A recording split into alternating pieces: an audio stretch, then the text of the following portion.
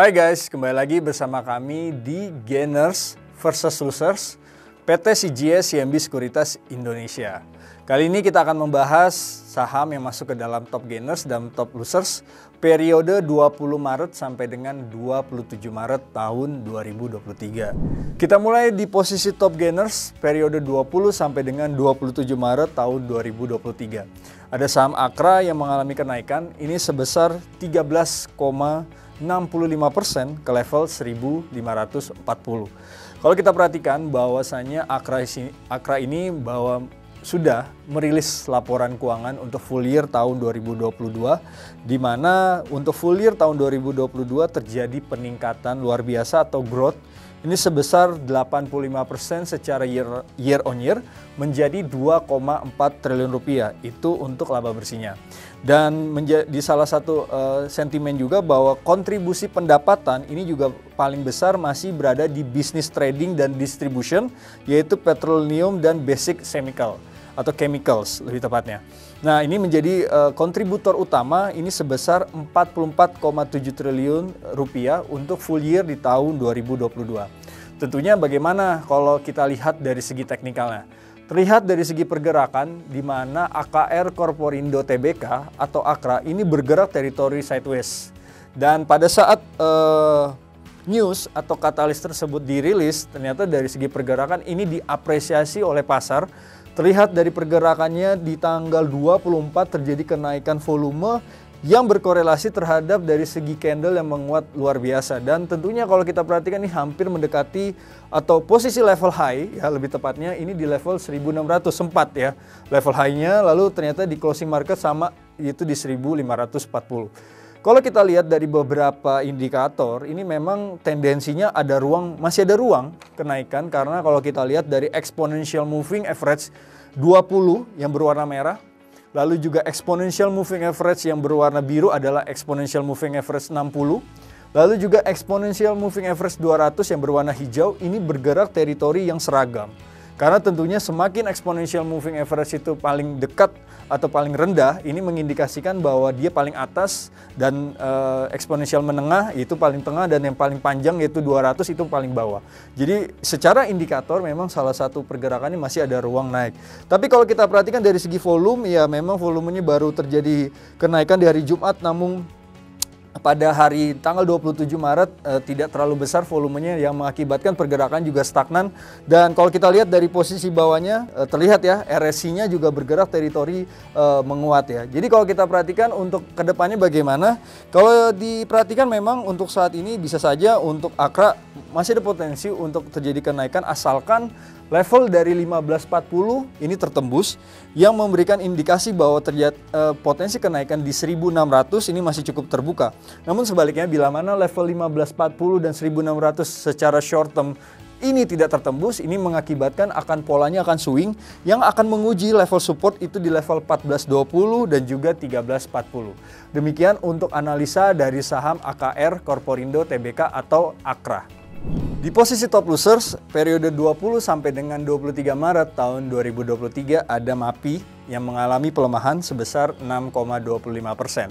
Tentunya yang menjadi masalah adalah kenapa sih menjadi penurunan 6,25%? Kalau kita perhatikan dari segi katalis memang belum ada yang negatif untuk MAPI.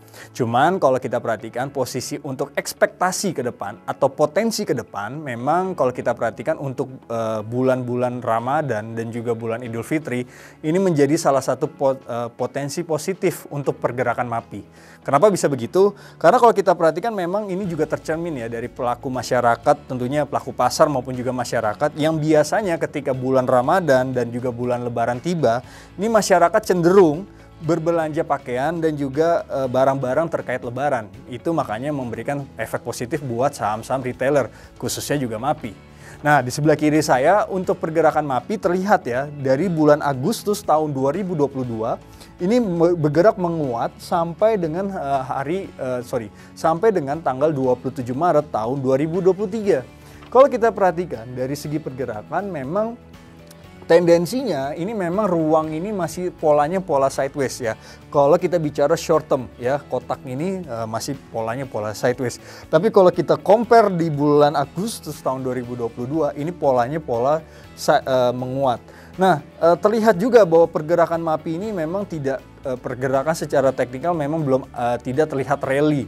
Ya, karena kalau dia naik tuh setapak demi setapak ya, kalau kita perhatikan. Dan itu terkonfirmasi dari segi volume yang juga lebih tidak ada yang jomplang ya, dari segi volume tiba-tiba naik, tiba-tiba turun. Ini ternyata volumenya juga stabil, walaupun memang ada beberapa hari kerikil-kerikil ya kecil-kecil, tapi setelah hari selanjutnya ini masih ada pola naik-naik dan juga sampai saat ini juga mengalami pola juga yang stabil.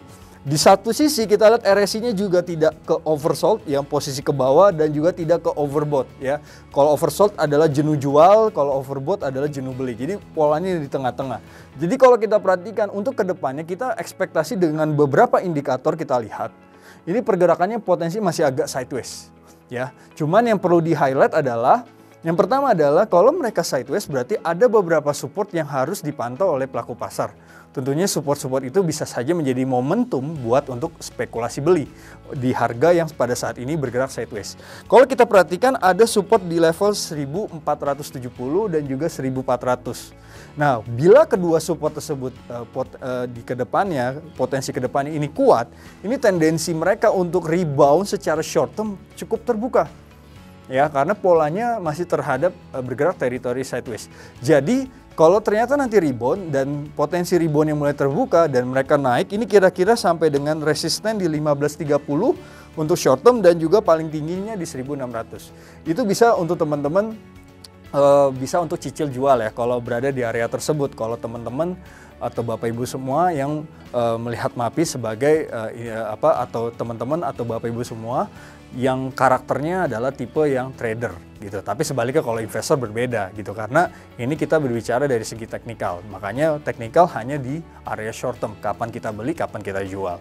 Karena ini kalau kita lihat ini masih teritorinya masih sideways gitu. Jadi kita lebih arah untuk beli di support, jual di resisten itu ya. Nah, agak berbeda kalau misalnya nanti bisa break level resisten di 1600. Potensi dia melanjutkan ke level 1710 masih cukup terbuka, tapi catatannya adalah dia harus ngebreak resistennya di 1600 karena polanya akan masih kontinuitas untuk menguat ya. Itu poinnya kalau kita bicara MAPI, karena dari segi tren ini trennya masih cukup oke gitu ya dari segi pergerakannya. Mungkin itu aja untuk posisi di top losers yaitu saham MAPI. Sekian gainers versus losers periode 20 sampai dengan 27 Maret tahun 2023. Sampai jumpa pada gainers versus losers selanjutnya. Yang muda, yang berinvestasi.